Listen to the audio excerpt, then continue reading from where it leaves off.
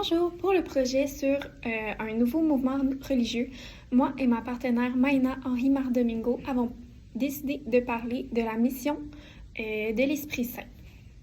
Premièrement, nous allons commencer par vous présenter le fondateur de la mission.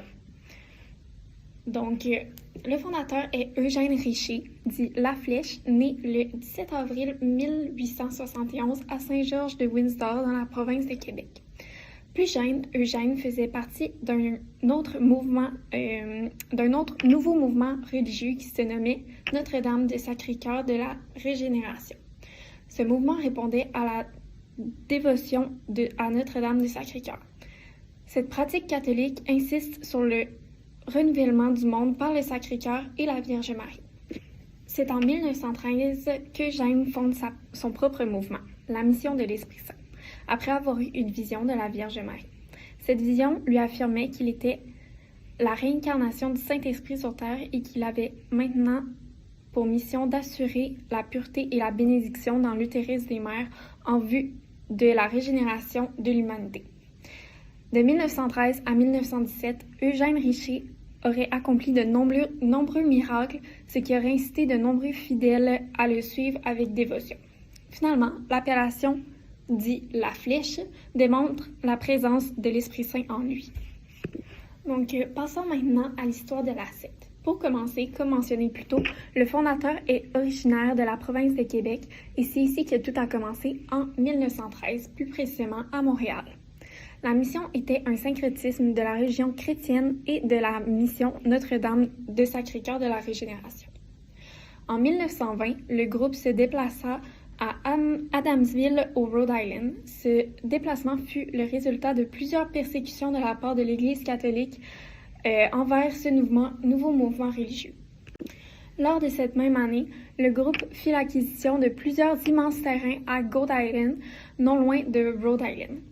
En 1922, le premier temple y fut inauguré. Toutefois, le groupe prit fuite en 1923 vers Los Angeles puisque Eugène Richer faisait face à plusieurs accusations de fraude. C'est cette même année qu'Eugène décéda. Ce fut Gustave Robitaille, un membre apprécié de la mission, qui reprit le flambeau. Celui-ci dirige le groupe jusqu'à sa mort en 1965. Il laisse alors la responsabilité de la mission à 29 serviteurs. En 1970, le fils du défunt Gustave Robitaille, Emmanuel, était considéré comme un médium et disait recevoir en rêve des messages de son père qui lui prédisait la fin du monde très prochainement, soit en 1974. Cette fin du monde prendrait forme sous une troisième guerre mondiale et les fidèles devaient s'y préparer en faisant des réserves de nourriture et de biens de première nécessité. En 1975, voyant que la fin du monde ne venait pas, des centaines de fidèles quittèrent la mission et plusieurs d'entre eux rejoignirent les témoins de Jéhovah, dont le fameux médium Emmanuel Robitaille. Plusieurs fidèles sont tout de même restés dans la mission et suivent les enseignements de Eugène Richer dit La Flèche, encore à ce jour. Un groupe s'est aussi reformé à Montréal en marge de la congrégation principale sous l'autorité du serviteur La Flèche Bondin. Aujourd'hui, nous pouvons retrouver des membres de la secte à Saint-Paul-de-Joliette, Lavaltrie, Montréal et Los Angeles. Nous allons maintenant vous présenter quelques extraits du podcast de Victoria Charlton où elle faisait une entrevue à deux anciennes membres de la secte. Quoi la secte, exactement? C'est quoi le nom? En fait, ouais, commencez par me dire c'était quoi la secte. Okay. La secte, elle s'appelle la Mission de l'Esprit Saint. C'est quand même assez connu, pas mal en joue. Dans le fond, dans la secte, le but principal, c'est croire en Dieu. Mm-hmm. On peut pas appeler ça vraiment catholique, ni musulman. Okay. C'est vraiment comme une secte à part.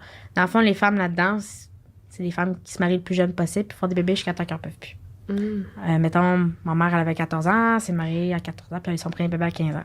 Tu sais, t'as pas d'études, t'es pas là pour travailler, c'est vraiment l'homme qui travaille, puis toi, tu restes à la maison, tu fais juste des enfants. Jusqu'à temps qu'à un moment donné, t'atteins l'âge, puis t'es dans la ménopause, puis tu peux plus avoir d'enfants.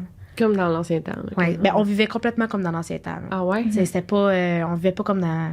On était tellement renfermés que tu pouvais pas parler du monde à l'extérieur de la secte. Tu sais, nous autres, quand dans la secte, on appelait le monde à l'extérieur, on appelait le monde. Les gens du monde, là. Ouais. Les gens du monde. Okay, genre, on parle pas aux gens du monde, là. Ouais, on n'avait pas le droit de jouer avec nos petits voisins qui avaient notre âge puis qui voulaient jouer avec nous autres dehors. On n'avait pas le droit, là. On ne savait pas c'était quoi la vraie vie, là. OK, attends, mais là, mon Dieu, il y a tellement d'affaires à demander. Vous êtes nés là-dedans, non? On est nés là-dedans. Mes parents sont nés là-dedans, grands-parents, arrière-grands-parents. C'est vraiment génération par génération, là. Ça remonte à loin. Fait que 1914, genre. OK, fait que tes parents, c'est pas nécessairement leur choix non plus. Non. Puis ni tes grands-parents. Puis toi, vous avez brisé la chaîne un peu en vous sortant de là. Exactement. Bon. Est-ce qu'il y a un leader à cette secte? Il y en a 13. Mais là, ils sont rendus à 17. C'est des serviteurs. Dans le fond, il n'y a pas de gourou principal. C'est plein d'hommes. C'est seulement les hommes qui peuvent faire ça. On appelle ça les serviteurs. Okay. Dans le fond, ils sont là, puis ils font des discours, puis ils gèrent pas mal tout. Puis ils font des réunions où est-ce que c'est eux qui décident pas mal tout. Même le divorce, c'est eux qui décident si on a le droit de se divorcer. Là.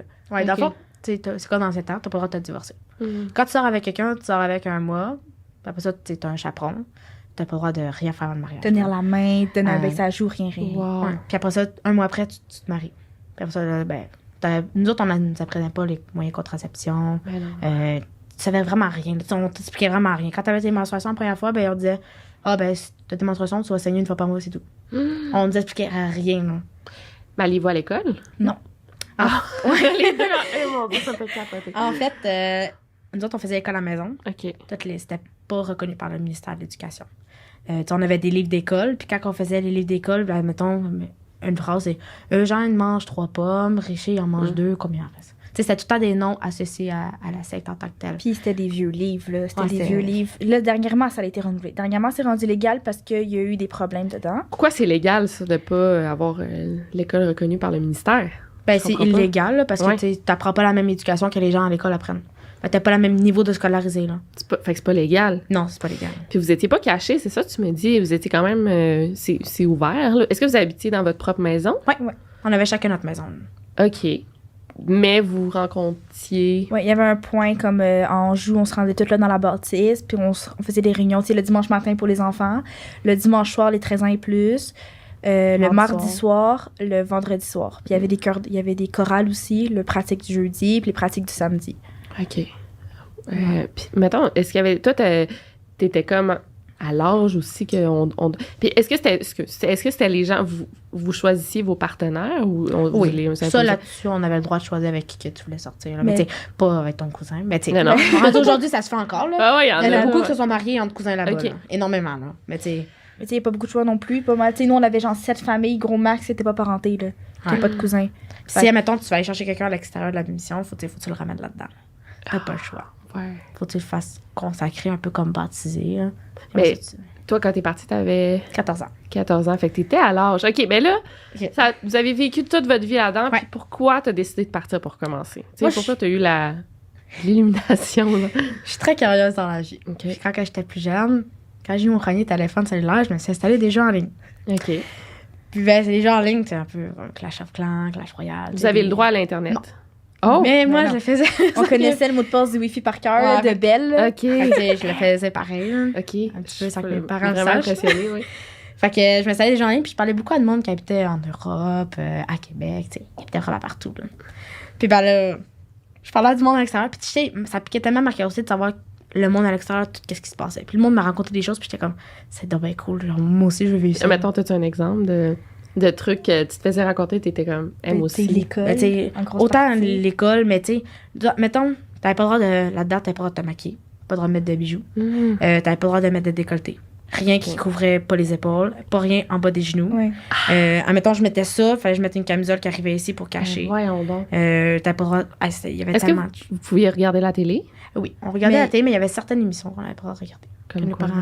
tu sais, mettons à Vrac TV, là. Ouais. Tu sais, des émissions que ça influençait les jeunes, comme ils disent, là. Ouais, okay, là, je fais jamais ça dans les podcasts, mais j'ai trop de questions. J'interromps, on dirait, là, mais continue. Fait que là, tu parles avec des amis en ligne. Ouais, je parlais avec du monde en ligne. Fait que là, à un moment donné, tu sais, je me suis dit, je parlais avec quelqu'un à Québec. Puis là, du jour au lendemain, là, quand que j'ai dit qu'est-ce qui se passait dans ma famille, parce que là-dedans, il y a beaucoup de violence physique et verbale. OK. Dans le fond, on s'est fait battre toute notre jeunesse. Ah ouais, par nos parents. Par nos parents, même nos sœurs, ils ont appris. T'sais, tu vis là-dedans, on t'apprend que pour que l'enfant comprenne, tu le frappes. Fait que tu sais, fais pas. Mais disons, ça donne des traumatismes à la vie. Continue, je vais poser ma question. Fait que, tu sais, quand j'avais dit qu'on savait pas toute notre vie, puis tu sais, Oh, mon il a dit ça avait pas de bon sens. Fait que, tu sais, il m'a comme pris en famille d'accueil, ses parents. Fait que moi, j'ai déménagé du jour au lendemain de Repentigny à Québec. Je suis partie en plein milieu de la nuit, à 2h du matin. OK, attends, là, t'as fait tes valises, comme? Mais j'ai juste fait un petit sac. Juste Ok. vite, là, j'ai mis ça en dessous d'un lit. Parce que le soir même, il y avait justement la sec. C'était un vendredi soir, là. Puis j'étais là-bas, puis quand je suis revenue, là, j'ai attendu 1h du matin. Puis là, je suis partie. En fait, ses parents étaient venus me chercher. Wow. À repartir. Fait que, Oui, c'est ça, vous m'aviez dit, pour les pourcentages là, d'argent, c'est... ouais, fait la dîme, là. Dans le Ouais, fond, c'est la ça, dîme, dans le fond, c'est tu donnais 10% de ton salaire à la mission. Admettons, là, je faisais du gardiennage, je gagnais 20$. Fallait que j'aille donner 2$. À la dîme, j'avais pas le choix. Si tu trouves un 5$ à terre, tu donnes un 10% de ton 5$. Parce que c'était Dieu qui avait mis cet argent-là pour toi à terre. Ah. Ouais, tu sais, c'était beaucoup croyant, là. Tu sais, il fallait que tu crois en Dieu. On faisait la prière avant de déjeuner, dîner, souper. Avant de boire de l'eau maintenant aussi. Ouais. On faisait la prière avant de dormir. Puis on demandait à Dieu de nous aider dans la vie, puis tout. Puis, ouais, c'est...